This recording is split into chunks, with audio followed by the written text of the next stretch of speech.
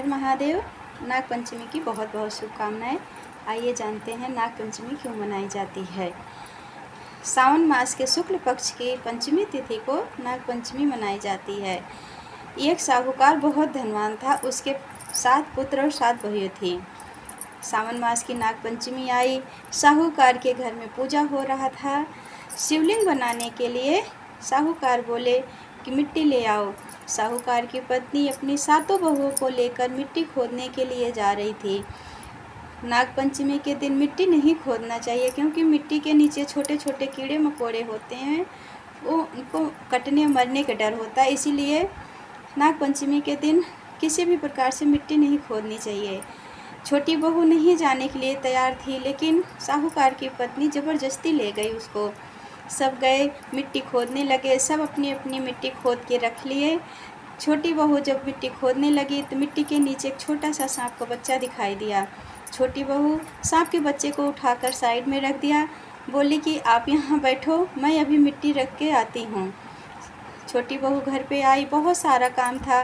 काम ख़त्म करने के चक्कर में उसको बहुत लेट हो गया, शाम हो गया।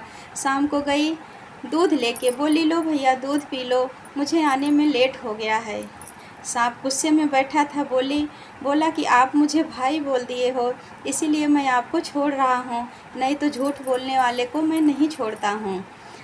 छोटी बहू बोली भैया मुझे माफ़ कर दो, मुझे लेट हो गया। नाग दूध पी लिया, उसके बाद चला गया। बोला बहन जब भी आपको मेरी ज़रूरत पड़ी आप मुझे भाई समझ के पुकारोगे तो मैं ज़रूर आऊँगा। कई दिन बीत गया। नाग मानव रूप में आया, बोला कि साहूकार आप मेरी बहन को विदा कर दो, मैं अपनी बहन को विदा कराने आया हूँ। सब घर में अचंभे में पड़ गए कि छोटी बहू तो अनाथ है, इसकी कोई नहीं है, इसका भाई कहाँ से आ गया। तब वो बोला कि बचपन में हम दोनों बिछुड़ गए थे, मैं बाहर विदेश में चला गया था और दोनों बहुत दूर हो गए। गांव आया हूँ तो पता चला कि बहन की शादी हो गई है, तो मैं बहन को लेने आ गया।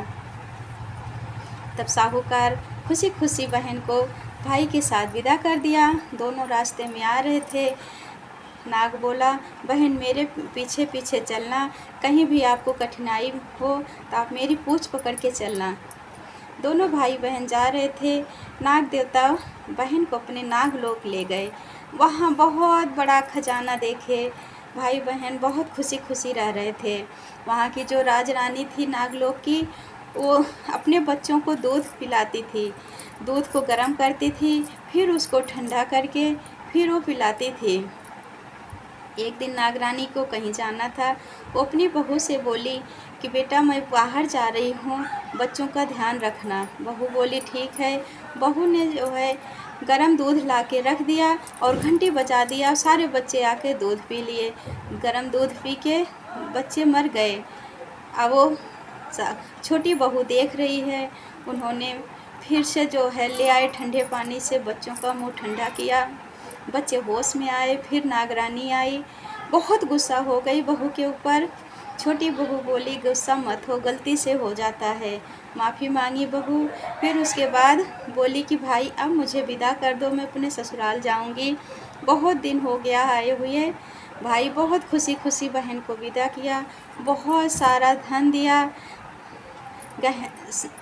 सोना चांदी जवाहरात सब बहुत सारा दिया और एक हीरे का हार दिया। बहन के गले में डाल दिया। बोला बहन इसको आप अपने गले से कभी मत उतारना। बहन अपने ससुराल पहुंची। साहूकार इतना सारा धन देकर बहुत खुश हुआ और छोटी बहू का बहुत